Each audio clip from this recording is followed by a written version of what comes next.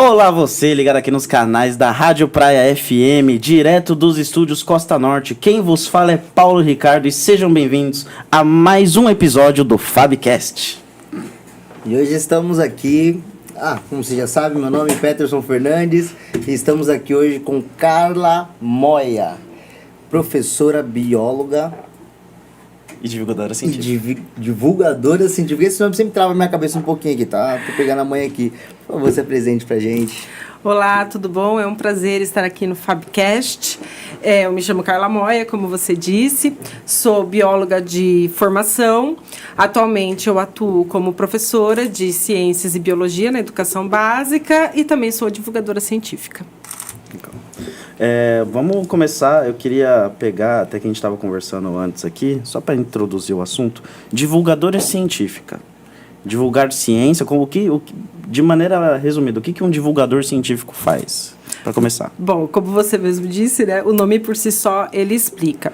Mas a ideia do divulgador científico é tornar a ciência aquela que é feita no meio acadêmico, que muitas vezes é difícil de se entender, é complexa, e aí fica distante da sociedade, fica distante da população. É você tornar isso um conhecimento mais acessível. Uhum. É como se você fosse um tradutor da ciência. Perfeito. Né? Então, você vai tornar numa linguagem mais acessível, mais visual, para que toda a sociedade compreenda aquele conhecimento científico, que, na verdade, pertence a todo mundo, né? Não é somente aos cientistas. Sim. O que combina perfeito, já que você é professora, então você justamente vai compartilhar todo esse conhecimento com ensino fundamental ou ensino fundamental 2 e ensino médio também. Ensino médio também. A gente tem um caso, assim, que é na nossa própria faculdade. Se os professores lá chegassem com a linguagem jurídica pra gente direto... Esquece. Não ia dar. Não ia funcionar. Não ia funcionar. E me fala um pouco sobre sua formação e sua experiência na área. Como é que foi? Como é que você chegou aqui hoje? Como é que você chegou aqui? Longa história. Estão com tempo? Claro, com certeza. Bom, muitas pessoas, às vezes, elas querem ser algo, né, desde a infância e tudo mais, mas eu não cogitei durante um bom tempo da minha vida ser bióloga, ser divulgadora científica. Na verdade, eu quis ser algumas coisas, né, desde atriz, bailarina, até trabalhei com técnicas verticais, rapel, essas coisas. E aí, depois que eu me formei no ensino médio, lá em casa não era uma alternativa, né, se formar no ensino médio já ir diretamente para a faculdade. Uhum. Então, fui trabalhar. E aí, uma gama de empregos, assim, trabalhei em bingo, trabalhei numa série de coisas e fiquei um bom tempo no comércio. Eu fiquei trabalhando uns 4 anos numa livraria na minha cidade. Eu sou de Ribeirão Pires, né, que é aqui no ABCD paulista, né? E chegou um momento, eu estava ali com 24 anos, e aí eu falei, poxa vida, realmente eu vou querer ser atendente de livraria pro resto da vida, e não que isso seja um problema, né? Mas sim. Isso não estava me saciando. Propósito, né? Não tinha um propósito. Eu estava ali vivendo os dias, mas eu não tinha um propósito. E aí eu falei, ok, no auge dos meus 24 anos, eu falei, o que eu sempre gostei na vida e eu nunca dei muita atenção, né? Eu falei, bom, eu sempre gostei de fazer coisas artísticas. Eu sempre fui ligada muito a questões artísticas, não somente teatro, dança, mas também questões manuais, artesanato. Sempre fui muito criativa. E eu também sempre gostei muito de bicho, né, de natureza. Eu fazia trilha, eu desde criança era curiosa, ia lá, ficava observando horas os bichos no jardim, e eu falei, putz, gosto de bicho, gosto de artes, tenho aí 2 opções, ou fazer ciências biológicas ou fazer artes plásticas. E aí eu decidi naquele momento seguir como profissão a biologia e deixar artes plásticas por uma questão mais de hobby, que inclusive é uma coisa que eu sigo até hoje, né? E foi aí que eu fui prestar vestibular e fazer ciências biológicas, mas foi meio que esse o caminho da coisa. São quantos anos de faculdade? Na faculdade que eu fiz, que foi no Centro Universitário Fundação Santo André, no momento em que eu fiz, eram 4 anos de segunda a sábado, eu fazia no período noturno e o sábado era até o horário do almoço. É legal que ela falou, que eu até já falei em outros programas aqui, um negócio que meu pai sempre me falava, a primeira faculdade que a gente faz, o primeiro trabalho que a gente tem, nem sempre é o que a gente quer, é o que a gente pode, né? Então, isso é legal. Eu, quando era pequeno, eu também pensava muito em ser biólogo. Eu sempre gostei. Eu fui criado no meio do mato, né? Então, desde os 5, 6 anos de idade, meu pai me levava pra dentro do mangue, me levava pra poder passear no meio da mata. Nossa, e vocês aqui, né? Quintalzinho. Pegar trilha, muita coisa. Então, eu sempre gostei muito. E eu sou aquele cara que é meio curioso. Eu gosto de estudar aquilo que me causa curiosidade. Ou medo. Por exemplo. O medo, Por exemplo, quando eu era pequeno, eu tinha uma certa aracnofobia. Eu não podia ver essas aranhas mata-mosca, que eu saía correndo. Não conseguia. Só que aquele medo fez com que eu pesquisasse, que eu olhasse as aranhas, que eu começasse a tirar foto das aranhas. Então, foi algo que desde pequenininho eu sempre gostei de fazer. E aí, hoje em dia, eu consigo pegar uma aranha na mão, eu venci o meu medo através da minha curiosidade por elas. Só que eu desisti de certa forma, eu ainda pretendo, só que não para seguir como profissão, cursar biologia. Hoje eu faço direito, acabando direito, iniciando meio que por hobby mesmo, continuar esse certo estudo dentro da biologia, porque é algo que realmente me encanta. Você que já está na área, concorda comigo na questão de aqui no Brasil ser complicado a área da biologia em questão financeira? Antes de eu enveredar para essa sua questão, vou dar uma observação aqui em cima do que você falou, né? Que você falou que você sempre foi curioso, muito, né? Quer seja pela vontade de aprender, né? Quer seja pelo medo que te leva a isso. E esse é o princípio motivador de muitos cientistas, não só biólogos, mas também outros cientistas de outras áreas, né? Que é você ser curioso, né? É você gostar de aprender, gostar de conhecer as coisas por si só, não porque você tem uma obrigação para saber aquilo. Você tem prazer em saber como as coisas funcionam. Então, isso já é uma faísca ali, né, do cientista. Agora, realmente, né, não é novidade que a questão da ciência no Brasil, ela é complicada, né, não somente para o biólogo, mas para cientistas de outras áreas, o químico, o físico, o geólogo, enfim. Tem muitas instituições maravilhosas, boas, instituições, inclusive, que às vezes a gente tem lugares de outros países vindo visitar para ver como funciona. Por exemplo, como é o caso do Instituto Butantan, né, que vem pessoas de universidades de outros países para ver como que funciona a questão do instituto, a questão da vacina, da produção, enfim, todas essas questões. Mas, ainda mais antes da questão da internet, a gente não ficava sabendo disso, né? Do que se faz de ciência no Brasil. Junta um pouco daquela nossa síndrome, né, do... Como é que fala? Não é do vira-lata, né? Então, a gente não vê o Brasil como um polo importante produtor de ciências.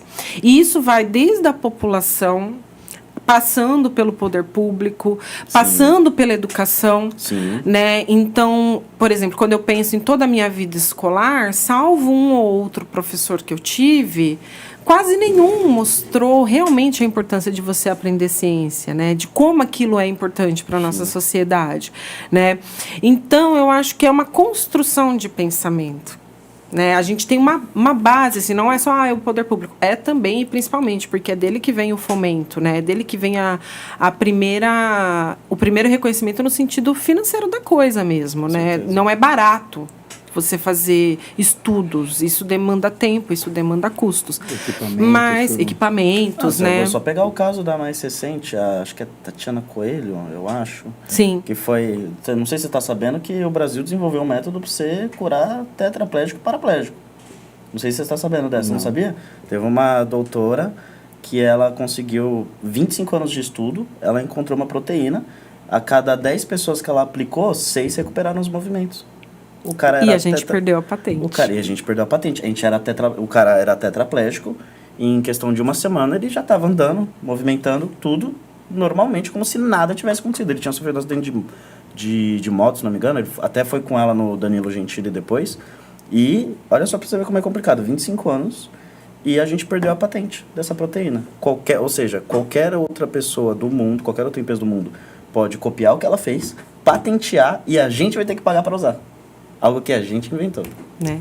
Então, é uma coisa, na verdade, é um pensamento que a gente tem que mudar. na sociedade brasileira, que nós temos, sim, cientistas muito bons. A gente tem, sim, reconhecimento internacional numa série de coisas. Muitas coisas a gente não fica sabendo, né, enquanto população, mas que a gente precisa incentivar e exigir que essa seja uma área que seja vista e desenvolvida, porque isso representa crescimento para o nosso país e para a sociedade mundial como um todo, a depender da descoberta que você faz, né? Então, a gente tem matéria-prima, a gente tem espaço, a gente tem todas as coisas necessárias. Falta realmente um reconhecimento real, né, dessa área. Qual que é a sua parte favorita da sua área hoje? Olha... Eu acho que, e aí vem uma série de outras coisas, né, que provavelmente vocês vão abordar. Eu acho que é realmente falar sobre, sabe, é a divulgação em si mesmo. É assim, eu adoro estudar, né, eu não parei em nenhum momento, nem depois da minha formação, nem nada, não somente, estou fazendo uma pós, mas fora isso, né, mas eu gosto muito de falar, eu gosto muito de falar o que eu aprendi, eu gosto muito de trocar, né, então eu estou falando, o outro vem, traz uma coisa que eu não sabia, aí depois eu vejo e aquilo acrescenta mais um pouquinho ali de conhecimento. Então, eu acho que de tudo, o que eu mais gosto é de ensinar, né? No sentido de divulgar. E depois ver o retorno disso. Eu acho que, assim, é o maior prazer que eu tenho na minha profissão é ver o retorno, sabe? E é muito bom. Você, dessa vez. Vamos falar do mito? Eu tô encucado com isso Fala. desde uma... Ai, sabia gente, que você eu queria vou saber falar isso. responder. Eu tô É o encucado tal do negócio da orca? Não. Ah, tá. Não tem nada a ver com orca. Como eu falei, eu sempre fui muito curioso. Lá vem. Ele veio com essa conversa hoje de manhã. Dentro do carro. eu Não, liguei imagina pra ele. você. Você não souber responder, né? Imagina eu ter Eu acho que eu dormido. tenho a resposta, mas vamos ver se você concorda. Imagina eu ter Ok. dormido tarde amanhã, ele me liga, eu tô cansado, ainda tô acordando, aí ele vai e me vem com essa história. Pode ir. Ó, quando eu era pequeno, meu pai, a gente viu uma cobra numa água, meu pai falou assim, relaxa, toda cobra, por mais que ela seja peçonhenta, se ela entrar na água, ela tá sem veneno. Ela não é peçonhenta se estiver dentro da água. Aí passou, eu falei, mas como assim? É porque a cobra, ela tira o veneno numa folha antes de entrar na água. Uau! Aí eu, tá bom, cresci com isso. A vida inteira eu falei, cobra d'água não tem veneno. Qualquer cobra que tiver na água, se ela tinha veneno, ela não tá sem. Aí beleza, aí eu fui descobrir que uma das cobras mais peçonhentas do mundo, ela é da água. Aí eu falei, não é possível. Ela é aquática. Aí eu falei, alguma coisa tá errada. Eu cresci com uma crença errada aqui. Fui pesquisar. Cara, isso é um mito de um pescador que disse que viu uma cobra despejar o veneno em cima de uma folha, dar um mergulho, voltar e puxar de novo o veneno. Olha, tipo dela. uma pochete que ela deixa pra entrar na água, né? Eu falei, cara, isso não faz sentido nenhum. Não é possível que seja isso. Alguma cobra talvez faça isso? Não, que eu conheço, assim, Cara, desconheço. eu achei surreal. Eu rachei o bico, liguei pra esse cara aqui ele me ligou indignado. só pra me falar Eu isso cresci daí. com uma crença uma vida inteira. Ainda bem que nesse meio tempo você não encontrou nenhuma cobra d'água. É verdade. Pra testar ali a me sua, fica aqui, né? eu ver Já se pensou você é você ali venenoso ou sem não. coragem, já, né? Valente pegando a cobra. Cara, Ainda bem, que sorte. Mas é muito gostoso essa vontade. Eu não sei se você sente isso na questão da biologia. Com certeza. Porque tudo, não é só tipo aranha ou cobra. Eu tenho uma questão de hiperfoco. Então, eu vejo algo que me deixa curioso, seja de futebol, seja de direito, seja na biologia, qualquer área. Eu olhei, gostei, eu passo uma semana lendo sobre aquilo. Então, é muito... Eu entendo você, eu te muito entendo, eu te satisfatório. entendo. Eu gosto de pato. É isso. Pato. Eu vejo Olha. qualquer coisa que você me perguntar de pato, eu vou saber, porque eu amo pato. Mas é só com pato também, não é? Esses bichos que você inventa de aranha, cobra. Não, eu gosto de pato. Se for ganso, aí já Ganso não... já tem um certo preconceito, Ah, já, entendi. mas assim, pato é minha área, eu prefiro pato.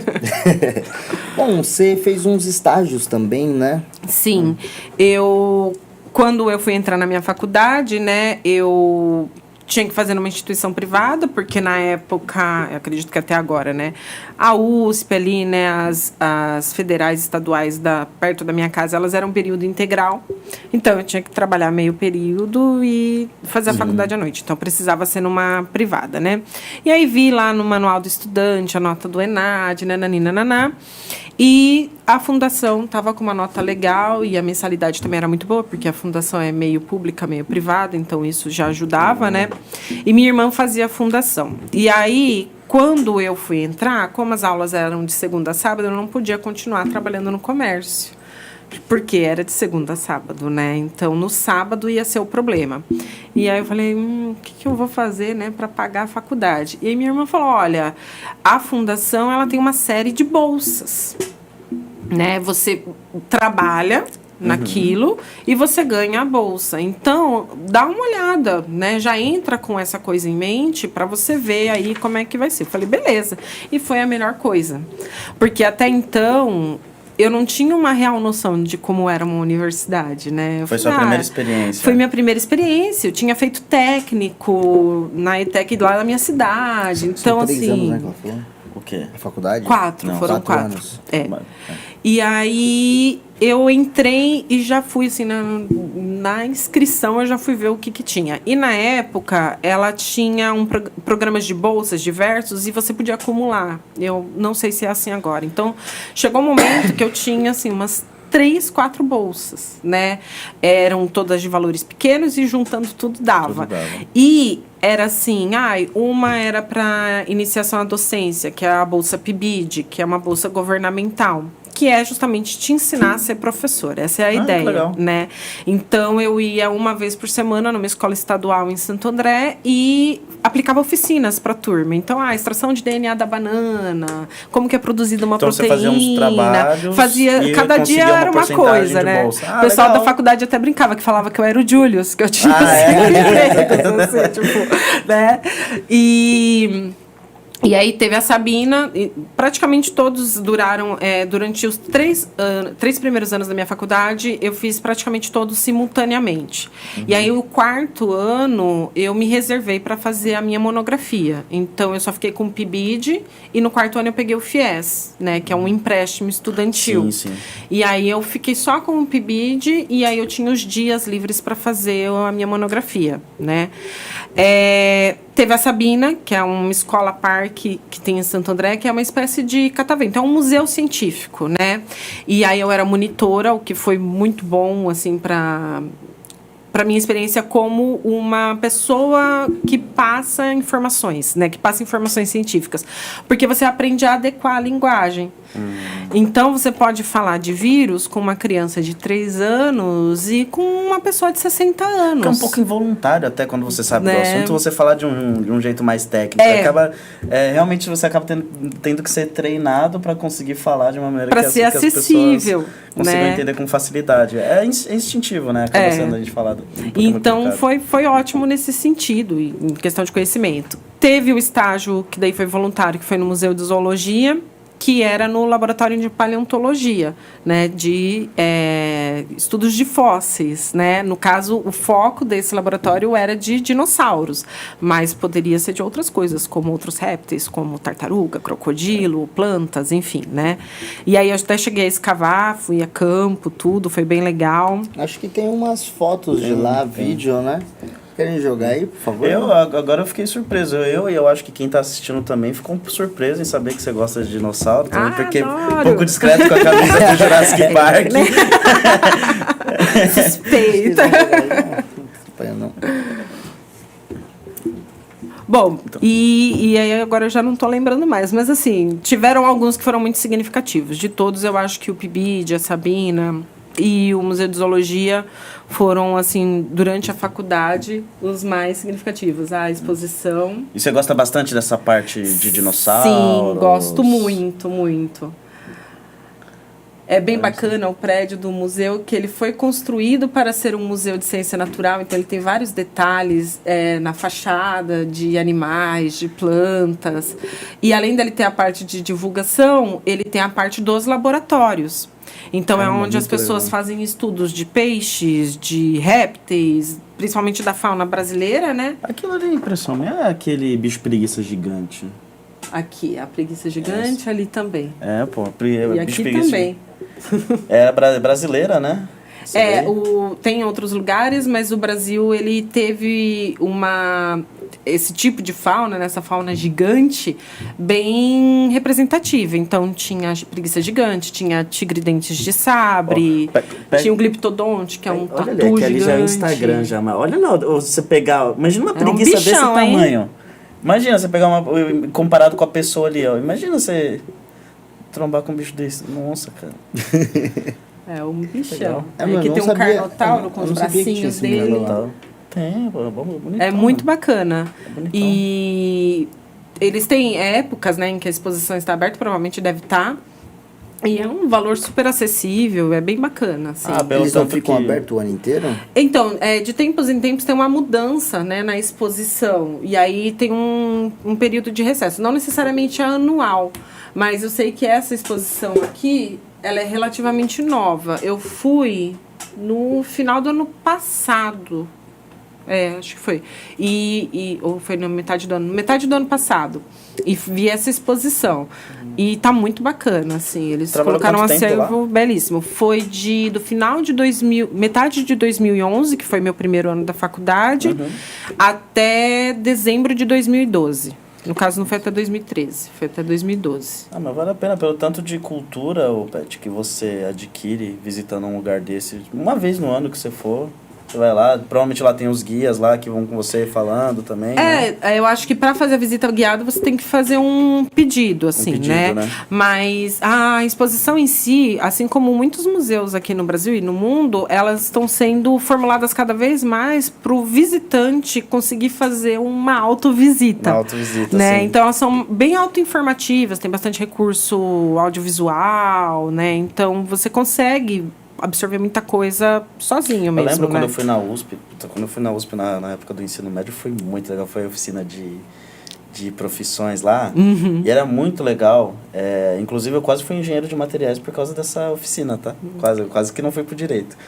E lá era legal, tinha uma exposição justamente com crânios, com coisas assim do fundo do mar. E era legal que tinha alguns lá que você podia pegar para tocar. E você pegava, você tocava, você olhava. Aí eu lembro que eu tava com uns amigos e o cara lá falou, então, esse daí que você tá tocando tem não sei quantos anos. Acho que era, sei lá, uns 100, uns 200, sei lá. Tipo assim, na hora eu olhei aquilo, a menina tava com o negócio na mão, eu falei, peraí, isso daí é mais velho que eu, minha mãe, minha avó, e ela tá tocando nisso. E você tá deixando, se ela deixar cair aqui, você tá deixando isso acontecer. Mas é uma experiência que você olha e você fala, é muito legal. É muito legal. Acho que lá você não pode tocar, de preferência, né? Não vai fazer que nem que nem acontece nos desenhos que desmonta o dinossauro se alguém tocar. Em Ubatuba, não é antigo, né? Mas é um aquário que tem lá em Ubatuba, que eu acho bastante interessante. Eu não sei se os daqui deixam fazer, os de São Paulo deixam. Mas lá em Ubatuba, o que acontece? Tem a exposição, tipo, ouriço, esses bichos assim mais ali do fundo do mar ali. Sim. E eles deixam você fazer o toque naqueles animais, a esponja, eu acho que não os animais venenosos, né? Do mar, mas assim, que causa uma certa curiosidade em querer tocar, em querer ver como é que é.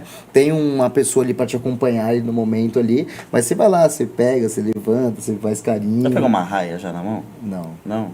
Já quase pisei em uma, mas não peguei. Tem muitos lugares que às vezes você não pode fazer o toque direto. A gente chama, que nem esse no caso, que são animais marinhos, né? A gente chama de tanque de contato. Na Sabina, inclusive, tinha um, agora não tá podendo mais tocar.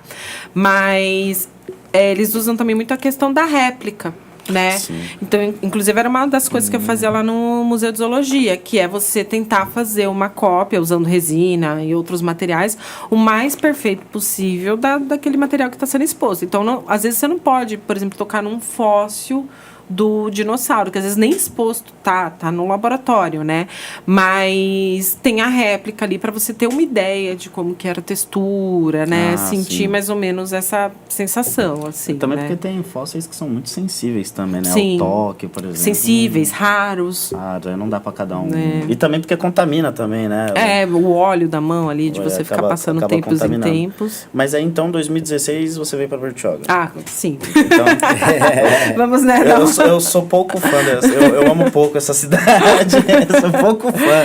Mas eu quero saber por que você veio pra Bertioga, o que você achou, o que você tá achando da cidade. Tá gostando? É bom saber, Eu vou completar né? 10. É em março agora.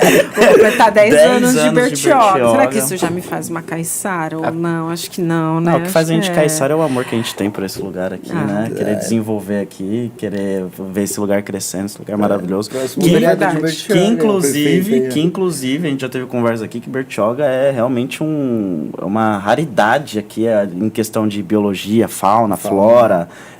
Que eu faço propaganda mesmo, viu? Baixada Santista Bertioga é Não, o mas melhor tem que fazer mesmo.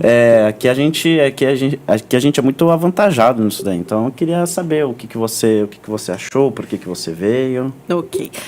Bom, eu conheço Bertioga desde da infância. Eu vinha pra cá passar veraneio, né? Com a minha família. A gente vinha de 6 em 6 meses. Sempre gostei, mas era aquela visão de turista, né?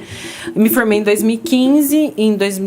Do final de 2015 até 2016, eu fiquei no Butantan, né? Era um programa que é o Programa de Aprimoramento Profissional, que é uma especialização. E eu fiz minha especialização em divulgação científica e educação não formal em museus, né?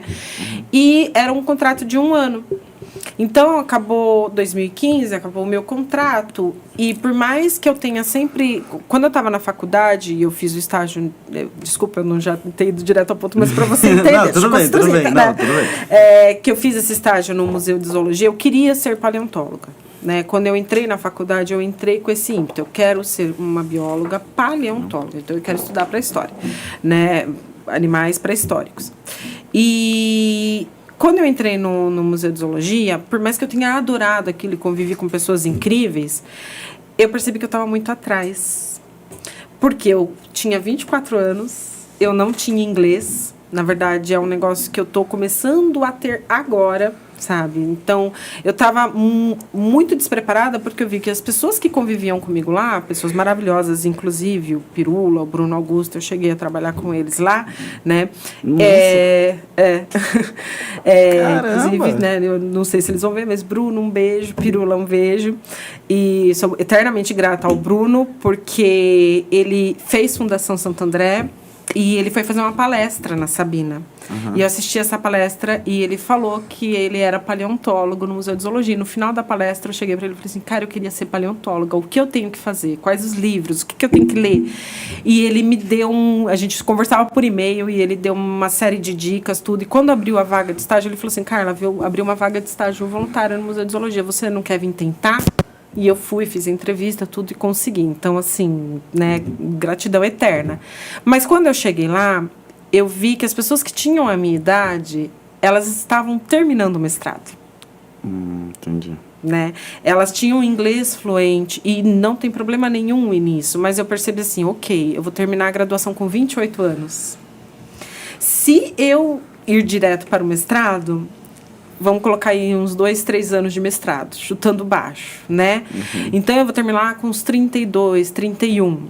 Se eu for direto para o doutorado, o resumo da ópera vai bater uns 40 anos e aí eu vou estar terminando a minha vida acadêmica. E eu precisava trabalhar, né? Então, eu vi que naquele momento aquilo não era uma possibilidade. Né? E foi aí que eu fui para a divulgação científica. Eu falei, beleza, eu não posso ser diretamente paleontóloga, então como é que eu posso trabalhar com isso? Como é que eu posso não me distanciar disso? Falei, divulgação científica. Foi aí que eu fui para toda a questão da educação não formal, formal, em museus e assim por diante. Acabou Butantan lá, 2016, início, né, de 2016, eu falei, ok, e agora? Vou para a sala de aula? Eu queria, mas eu não estava pronta. Sabe, assim, aquela coisa, assim, eu nunca tinha sido realmente professora. Eu não tinha tido uma turma minha, eu recebia turmas na Sabina, eu ia no PIBID, aplicava a oficina, mas ser professora eu nunca tinha sido. Isso me deu um medo danado. E aí eu fiquei meio perdida, né? E eu decidi ser professora porque, na minha opinião, um dos melhores lugares para você ser divulgadora científica e trabalhar toda aquela ideia da ciência no Brasil é dentro de uma sala de aula. Com certeza. Né? Então, eu queria, mas eu tinha medo.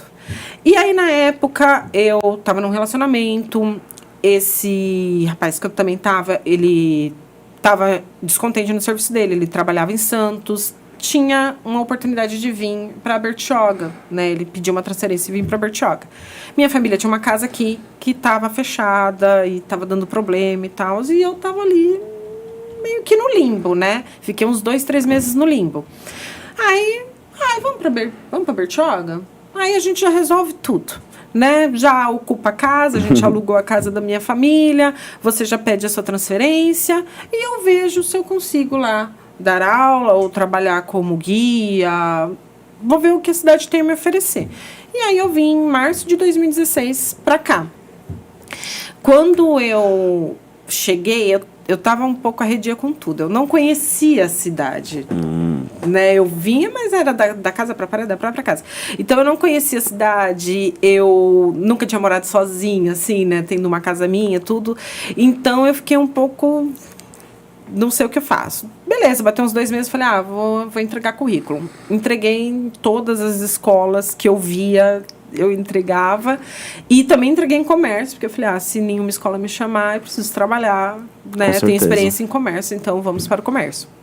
E aí, quando deu agosto de 2016, eu vim em março, deu agosto, aí uma escola privada daqui me chamou, e é a escola que eu, na verdade, estou até agora. Muito legal. Né?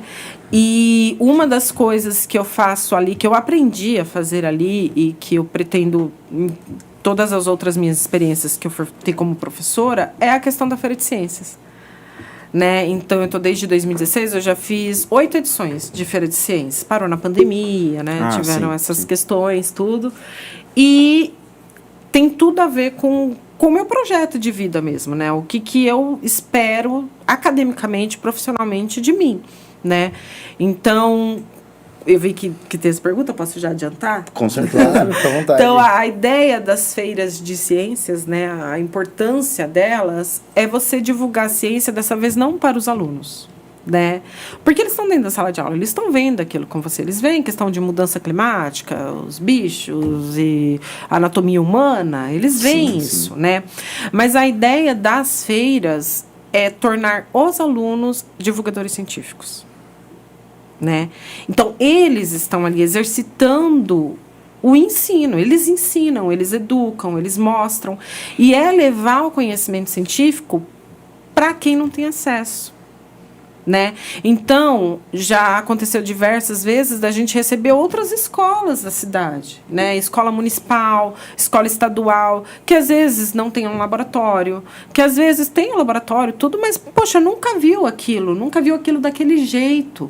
Né? Então, a ideia da Feira de Ciências é levar para os estudantes de outras escolas, mas também para os avós que às vezes vão e ficam sabendo, né?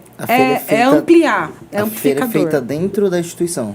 Não, já tiveram algumas vezes que foi no Lions, né? E algumas vezes na escola ou em outros salões também. Mas é aberto ao público, né? Acontece uma vez por ano e é aberto ao público. E aí tem temas diversos. Então, cada ano é eleito um tema central e todos os trabalhos conversam com aquele tema central. Né? Pelo menos é assim que a gente faz lá. Quando eu estudava ainda na escola, não era no Lions, mas era lá na escola, eles abriam um portão, aí qualquer um podia também entrar lá pra ver. Era legal também. Legal essa parte. Eu lembro que tinha um menino lá que ele ganhou, lógico, porque foi genial o que ele fez. Mas foi legal que ele fez um braço, um braço mecânico, que com umas seringuinhas, tipo, ele tinha várias seringas aqui de água e ele ia fazendo assim e o braço ia movimentando. Caramba. Cada uma que ele puxava e tal, aí ele pegava um container aqui, aí ele ia, jogava pro outro lado, aí ele ganhou. Na época eu achava que o meu ia ganhar, que era uma da hora. Eu coloquei frango na Coca-Cola, aí o frango ficou tipo, sei lá, desmanchou. Fez coisa fica assim. Flexível, você pode, se você pegar o frango e colocar na Coca-Cola, depois de um tempo você consegue, tipo, No caso, você não quebra, você... Eu esqueci o nome da palavra, eu tô fazendo assim. Ele fica flexível. Ele fica flexível. Não, mas você entorta ele, é verdade. Você entorta ele. Eu tô tentando lembrar essa palavra. Aí entorta. você queria ganhar do braço Entorta. mecânico do menino entortando frango. Sim. Curioso. Eu tô tentando, Né? mano. Interessante, Eu tô né? tentando. Não, mas foi muito legal, cara. Foi legal. Essa é a minha experiência com feira de ciência. Que eu lembro. Ah, tinha vulcão também. Sempre tem vulcão. O vulcão sempre tinha, lembra? Vulcão. É, gente, é assim, é incrível. Principalmente quando você pega um sexto ano, que você fala, olha, esse ano a gente vai ter aula prática em laboratório. A primeira coisa que eles falam, a gente vai fazer vulcão. É, o vulcão, assim, ele povoa o imaginário das pessoas, né? Assim. Eu lembro que tinha o... Participei do OBA, né? Participei do OBA, tinha a Olimpíadas Brasileiras de Astronomia. Ah. E a gente fazia foguete com garrafa PET. Era mó legal, cara. O foguete é muito alto, tipo assim, muito alto. Papo de... Sabe aquele campo de futebol que tem ali no Rio da Praia, ali na... Sim. Então, Que liga Rio Santos e Anchieta ali, né? Meu, o negócio foi alto, foi de uma ponta a outra daquele campo, cara. É legal essas feiras de ciência. E eu era pequeno, eu era, sei lá, quantos anos, eu tinha uns 14 anos. Era muito legal, cara. Realmente, tipo, ajuda a criança E a se causa bastante desenvolver. curiosidade, que então, é muito e é importante sensacional. também. Olha, vocês dois fizeram relatos aí de experiências que vocês tiveram com ciências ao longo da vida de vocês e que marcou. Às vezes vocês não pensam nisso todo dia, tipo, ah, nossa, meu foguete de pet, né? Mas é um negócio que, olha, só estimular que ficou registrado. Então, às vezes, se a gente realmente levar para esse lado... Não é lúdico da coisa, mas assim, você mostrar o quanto aquilo pode ser bacana, Com certeza. né, realmente inspira, né? E se não inspira a ser cientista, pelo menos é algo que você vai guardar, que você vai gravar, né? Naquele momento que você fez o osso de galinha na Coca-Cola, ok, passaram anos e agora você talvez não lembre os detalhes, mas quando você apresentou, você entendia e você sabia pelo menos o geral do porquê que aquilo acontecia, sim. né? E você também soube, porque você soube ensinar. Com certeza. E isso é muito bacana, né? Ver esse processo acontecendo, né? Sim. Vai você. Vai você. E hoje em dia, com toda essa tecnologia, porque assim, de certa forma, a tecnologia, a internet, ela ajuda muito a pesquisar. Que nem eu, quando fiquei curioso, eu usei a internet para adquirir um certo conhecimento e matar minha curiosidade e tal. Mas muita gente não usa desta forma, então acaba atrapalhando ali na hora do ensino em si, de conseguir dar aula e eles estarem focados na sua aula, tipo, separar o aluno da internet pro que você tá O passando. celular tá de dando conhecimento. trabalho em sala de aula? Uma pergunta que não quer calar, né? Olha, eu acho que quando teve falando da questão do celular, né? O antes, né? Quando não estava proibido ainda, eu acho que houve um momento proibido ali... Por lei, é proibido em sala de lei, aula, tá a não ser proibido. que tenha fins pedagógicos, do tipo, o professor vai usar por alguma razão. A gente vai registrar os insetos, né? Inclusive, Mas fora acho que isso, não usa pode. exclusivo da escola, né? Não é nem o pessoal dos alunos, né? Então, eu acho que daí depende de cada instituição, né? Não sei direito, assim. Mas houve ali uns 2 anos antes de ter a proibição que realmente a coisa estava ficando esquisita, assim, sabe? Aquela coisa que eu estava lutando ali e às vezes você podia fazer aquela aula incrível, maravilhosa, mas assim, é muito difícil você competir, né, com um recurso ali que ele as ferramentas, né, principalmente as redes sociais, tudo, elas são criadas para cativar, né? E a aula, o professor, por mais que você goste daquela matéria, você goste daquele professor, o professor ele é criado para entediar no sentido de estar no imaginário das pessoas. Sim, estereótipo, né? O estereótipo. É a aula. É o professor. E às vezes não é nada disso, mas você já vai com aquela predisposição, né? Tipo, Então, houve um momento que a batalha estava complicada. Estava difícil. Realmente estava difícil. Por mais que você pedisse para guardar, era aquilo. Você virava as costas quando você olhava um menino, tava com o celular na mão. Embaixo da carteira. Embaixo da carteira. Né? E assim, gente, eles arranjam formas absurdas de camuflar a coisa, o que fica na cara, né? Mas, assim, estava complicado. Numa aula de 50 minutos, você passava metade da aula chamando a atenção por conta disso. Não, isso mesmo. Até mesmo quando você pega a pessoa, você tem que parar a aula para falar, meu, então, você está numa linha de raciocínio, aí você tem que tesourar, e aí perde tudo, e atrapalha né? quem está prestando atenção também. Você perde os dois, né? Pois é. Aí teve, né, a implementação da lei e tudo, e no começo foi complicado para eles compreenderem que, na verdade, não é punitivo. A ideia não é punir, né? Ninguém está de castigo. É porque o adolescente, a criança, mas o adolescente também, e a gente só entende isso depois que a gente fica mais velho, sabe? E porque eu era uma adolescente que achava que sabia tudo, né? Eles acham que eles são autossuficientes. Mas eles não entendem que o fato deles não estarem respeitando os momentos da coisa, então tem um momento para conversar, para dormir, para mexer no celular ou qualquer coisa assim, tem um momento que ele tem que desligar tudo e ele tem que prestar atenção, querendo ou não. Não é só nas coisas que ele gosta, porque a vida não é assim. Sim. A gente não faz só o que a gente gosta, né? Quando eles estiverem na faculdade, vai ter a matéria, o professor que ele ama de paixão, e vai ter a pessoa que ele não gosta da matéria, enfim. Sim. E ele vai ter que fazer, né? Pelo bem ou pelo mal, né? Mesmo que ele faça o mínimo, ele vai ter que fazer, né? Tem professores, cara, que eles passam esse sentimento. Não sei se já teve aula com o professor Ricardo de filosofia. Um abraço para ele, inclusive. Um abraço. Quando ele falava de de filosofia, você sentia alegria. Então, eu acho que isso também é muito importante pro professor, mostrar aquela paixão que ele tem. Não é chegar na sala de aula, passar a matéria e já era. Tem muitos professores que conseguem jogar para fora o sentimento do que é aquilo que ele está fazendo para você. Quando ele está satisfeito e feliz... Desculpa, gente. O quanto ele está feliz de estar te passando aquele conhecimento. Eu acho que isso também atrai o aluno para o próximo, porque eu digo isso por experiência dentro de sala de aula, como aluno, é que existia professores que todos os alunos paravam e ficavam assim, ó, olhando. E tinha professores que chegavam na sala e ninguém dava atenção pro professor. O que eu acho errado, mas...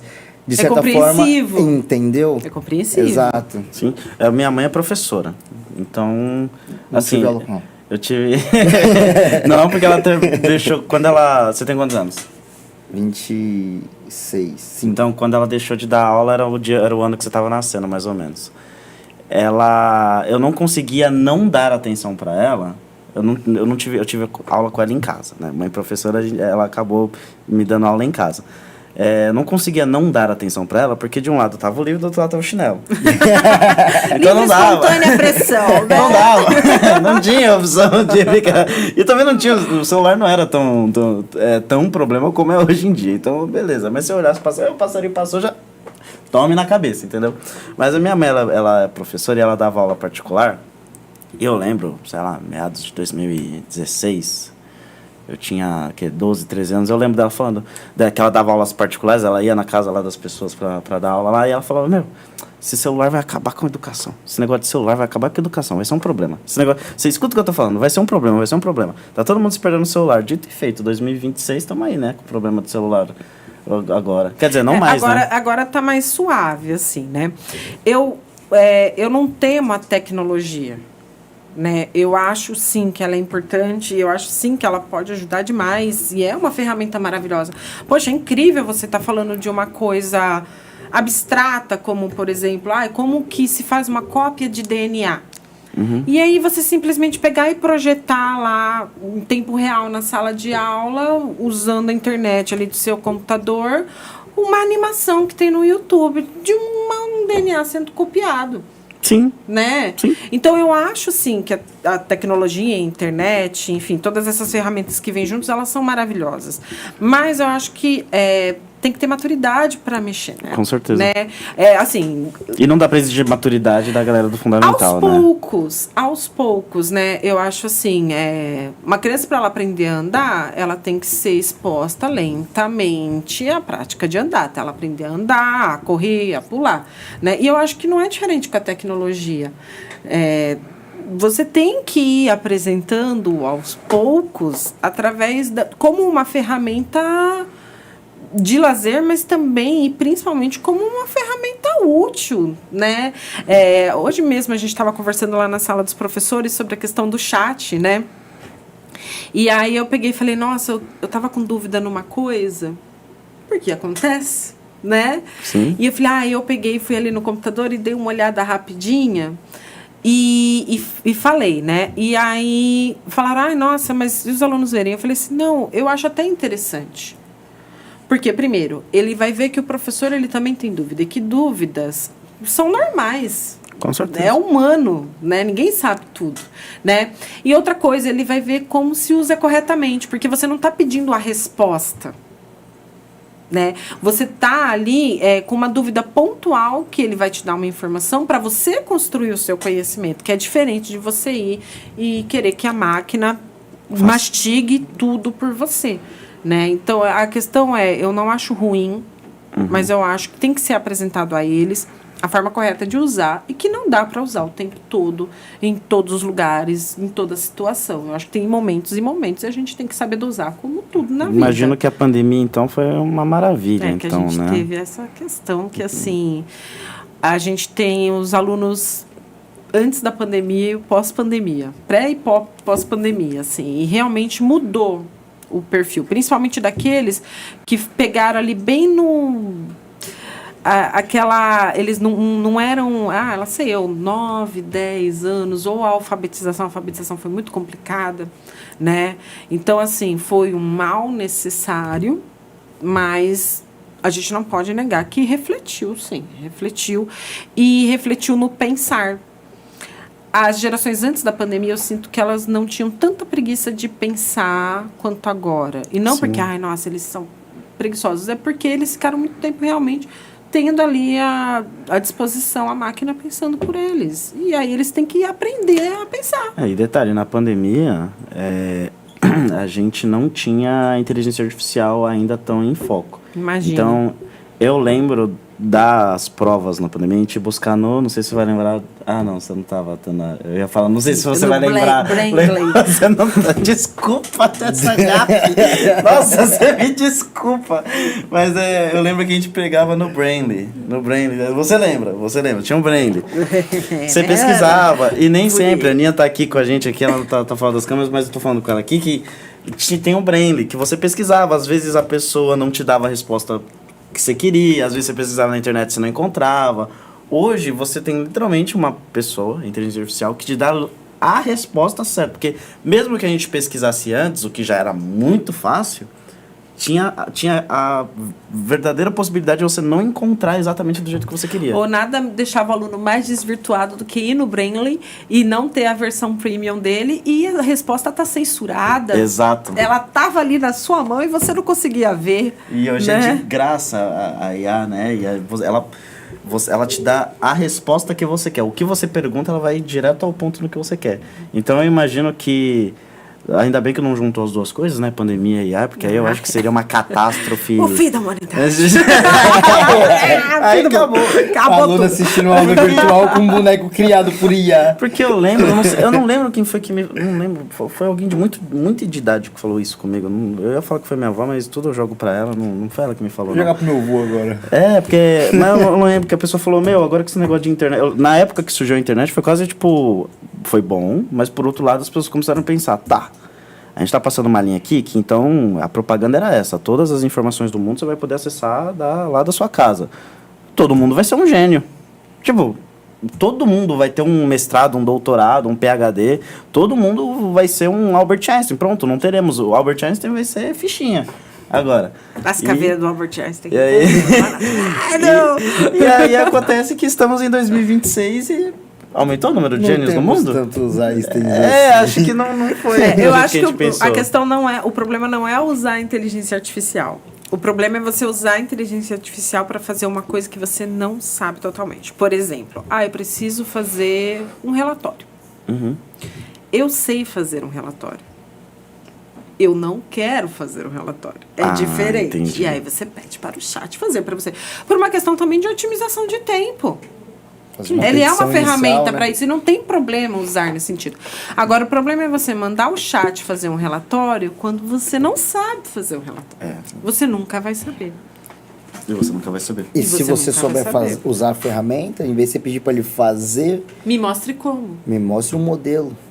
Me dá um modelo editável, né? Pra eu jogar as Entendeu? informações Me dê lá. dicas, né? Coisas assim que é você saber o como fazer e não pedir para a ferramenta fazer totalmente para você. Agora, se você já sabe, Eu tava tendo essa conversa com um amigo meu que ele é personal, e ele fala, tanto de gente que vai lá na inteligência artificial fala, me faz uma dieta de uma semana aí, mas aí a pessoa não entende por que ela precisa de proteína, por que ela precisa de carboidrato, que ela pode substituir, por que ela precisa de fibra, como que o corpo dela usa caloria, como que ela vai medir o tanto de caloria que ela... Não, ela só vai lá e pede uma dieta por uma semana sem entender o porquê daquilo. E aí ela se atrapalha toda. Então, realmente, ir atrás dos porquês é importante. Uma questão que eu falo há muito tempo para os alunos e é bacana até para falar para o público, né, para o pessoal da FAB e tudo. Por exemplo, você está lá no seu último ano da graduação e agora você tem um chat. E tem um negócio na graduação que é assim, né? Capirotístico, que é o trabalho de conclusão de curso, famigerado TCC. Hoje em dia é muito fácil você chegar lá no chat e você lançar lá para ele, ó, faz aí. Faz meu TCC. Né? Talvez ele não faça tudo, mas assim, o negócio de você sentar, ter que digitar, ler texto, citação, nananã, ele vai fazer para você, né? Mas eu acho que a gente, como ser humano mesmo, sabe? Principalmente à medida que a gente vai crescendo.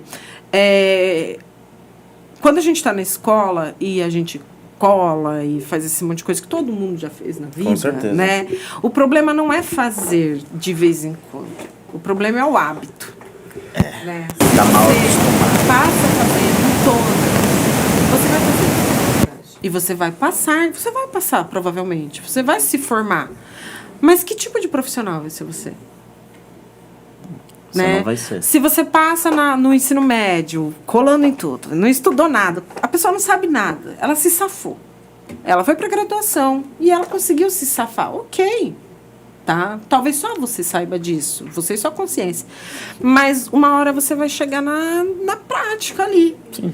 Você vai ser um arquiteto, você vai ser um engenheiro, você vai ser um médico, você vai ser um advogado, você vai ser um biólogo e tantas outras profissões importantes que a gente tem aí. E que tipo de profissional você vai ser? Aquele que não sabe nada. Uma hora o chat não vai fazer as coisas para você. Pode ver que a preocupação é tanta que a gente fez uma OAB pros médicos também, né? Pra ter certeza que Entendeu? eles podem passar. Uma hora, ninguém vai ali injetar um soro na veia do seu paciente e você não vai saber injetar.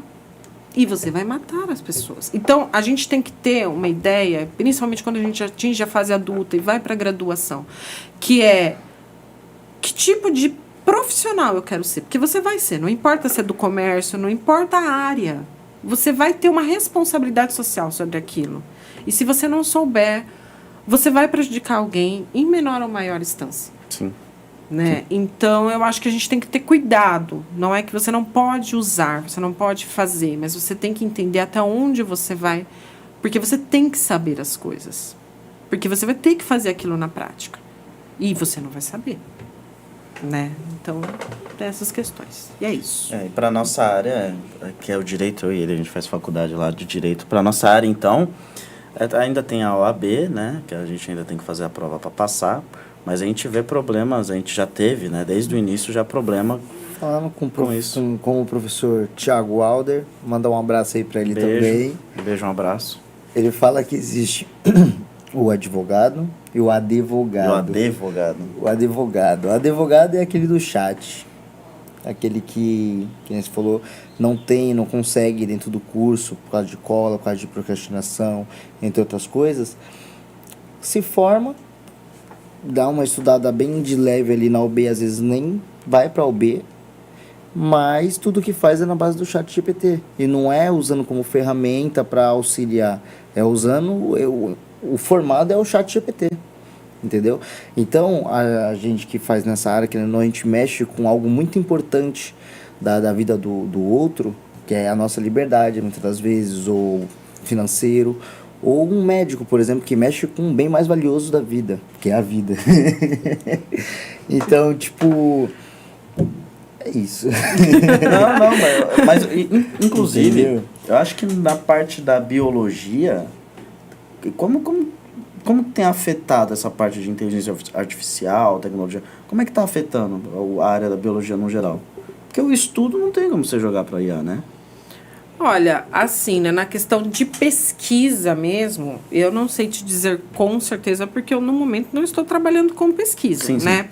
Eu acredito que no sentido dos pesquisadores sérios, a IA está contribuindo, né? Justamente porque eles provavelmente sabem como usar como uma ferramenta de auxílio, não uma ferramenta executora, né? Agora, assim como talvez, e aí é suposição minha, tá? Esteja acontecendo na graduação, porque isso está acontecendo também no ensino básico, né? As gerações futuras é que preocupa. Porque se você está tendo biólogos que estão se formando agora e que estão fazendo curso na base da IA, então o que preocupa não são os profissionais que já foram formados antes da IA. Porque eles sabem fazer. Bem ou mal, porque em todas as profissões a gente vai ter quem é bom, quem não é normal, coisa da vida, sim, né? Mas sabe fazer. Agora, e as gerações que a gente vai ter pós-IA, né? Profissionais de todas as áreas, essa é a preocupação. Né? Porque eu imagino assim, então o problema não seria nem exatamente a qualidade do trabalho, mas se a pessoa vai saber trabalhar ou não. Tipo, já é um passo antes. Eu acho que sim. Caramba, tá, ok. Então ela tá melhor que a gente, então, porque tem gente que vai se formar, vai passar na OAB e vai ficar usando o ChatGPT. Mas a vida inteira tem colegas que se formaram comigo, assim, com outras turmas, que eles passaram na base da cola. Mas talvez não sejam profissionais que, se os meus professores conhecessem, eles contratariam. Né? Bom, bem... Carla, uma última pergunta aqui. Uma última pergunta. Para aqueles jovens que estão se interessando pela ciência, que têm essa vontade, mas têm medo ali do mercado aqui dentro do Brasil, que é uma preocupação, no geral, que conselho você daria para eles? Ok. Eu acho que, primeira coisa, né, isso para qualquer um, faça o que você gosta. E isso não é demagogia, é verdade. Às vezes você não consegue fazer o que você gosta naquele momento. Mas pense em formas, em caminhos alternativos que em algum momento você vai conseguir fazer o que você gosta. Por quê? Porque a vida já carrega um monte de problema, principalmente a fase adulta. E você ter que acordar todo dia para fazer, dia após dia, durante boa parte do seu dia, uma coisa que você não gosta, na minha opinião, é uma existência muito triste. Sim, afeta tudo, né? Afeta a família. Afeta tudo. Então, dentro do possível, primeiro ponto é faça o que você gosta. Uma vez que você gosta daquilo, se dedique. Realmente, sabe? Se você encontra dificuldades, vá atrás de ferramentas, de pessoas, de auxílio e insista naquilo. E, se possível, e para mim, na minha experiência profissional, isso mudou tudo, respire aquilo que você está cursando. Então, você está fazendo faculdade, dentro do possível, respire aquilo, trabalhe com aquilo, vá atrás de oportunidades para que você entenda aquilo não somente na teoria ou no que algumas aulas práticas te mostram, mas que você veja aquilo na vivência mesmo. Né? Eu acho que isso faz muita diferença, porque você sai da faculdade preparado e ciente do que você vai encarar. Então, faça o que você ama, se esforce para você ser bom naquilo que você faz e, se possível, respire aquilo que você faz. É aquela frase, né? Quando você trabalha com o que você gosta, você nunca mais trabalha. É verdade, você não trabalha. Tem dias ruins? Tem, gente. Lógico. Mas eles são mais suportáveis porque você está fazendo o que você gosta. Com certeza, sem dúvida nenhuma. Bem, Carla, o papo tá sendo maravilhoso. Mas a gente tem tempo para respeitar aqui também, porque o nosso programa também passa na rádio e aí eles encaixam bonitinho lá. A gente tem um limite, mas espere o próximo convite, tá? Pode aguardar o próximo convite. Que não cansei vocês. Na verdade, é muito pelo contrário. A gente normalmente sempre fala que... Puta, vai embora, você vai, a gente vai voltar e fala, puta, tinha uma pergunta que eu queria fazer pra ela, eu esqueci, cara. Nossa, eu queria ter perguntado outra coisa. Eu nem falei das orcas. Você me prepare antes dessas orcas, por favor. Tenho muita curiosidade sobre. E isso sempre acontece, né? A gente, puta, cara, seria bom se eu tivesse feito tal pergunta. Eu ainda sobrou pergunta que eu queria fazer, então não tenha dúvida, pode esperar o próximo convite. Você tem muito conhecimento para compartilhar com a gente. E isso é muito legal. Feliz pelo convite. Fiquei muito contente, muito lisonjeada. Foi um prazer aqui participar com vocês. E a gente que agradece você de ter vindo. A gente sempre dá um espacinho no final para, se você quiser, olhando para a câmera, falar ou suas redes sociais ou algum lugar que você queira que as pessoas sejam direcionadas. Se não, também tudo bem. Não. Os 3 números do cartão de crédito. Às vezes a chave Pix. Quem sabe, né? Não, mas tudo bem, não tem, tudo bem, beleza, sem problema. Então, queria agradecer aqui o meu companheiro Pet, que finalmente a gente está voltando a apresentar o programa junto. Está apresentando um programa o outro, daqui a pouco ele apresenta 2, eu apresento um. Vocês estão fugindo. Não, a gente fez as contas, a gente ficou um mês sem... A gente ficou quase um mês sem apresentar junto. Sim, ele vinha. Mas esse ano, né? Essa é a segunda vez esse ano. É verdade. Então a gente tem que começar a equilibrar. Mas acontece, é muito trampo, é muito trabalho. Faculdade, bastante coisa envolvida aí. Olha, não tem melhor coisa do que estar na casa dos 20 e viver isso. Com certeza. Porque, olha, gente, depois da energia... Insistem em falar que eu tenho 21, mas eu tenho 16. Eu tô chegando nos meus 19 já. Já estamos de idade, já, imagina. Queria agradecer aqui o pessoal do estúdio que tá aqui com a gente, o pessoal, o Controle Luiz aí, Aninha, a gente tem alguém ao vivo aqui hoje também, que é o Caio. Queria agradecer a toda a produção aí, o pessoal, que a gente fica com a parte fácil, né? Sempre falo nos programas, a gente fica com a parte fácil, que é sentar aqui e conversar. Tem toda uma equipe aqui por trás, o pessoal da fotografia, o pessoal das redes sociais, mas é lógico, tem alguém mais importante nisso tudo, que é você que está assistindo. Ele olhou achando, eu tava falando com a câmera.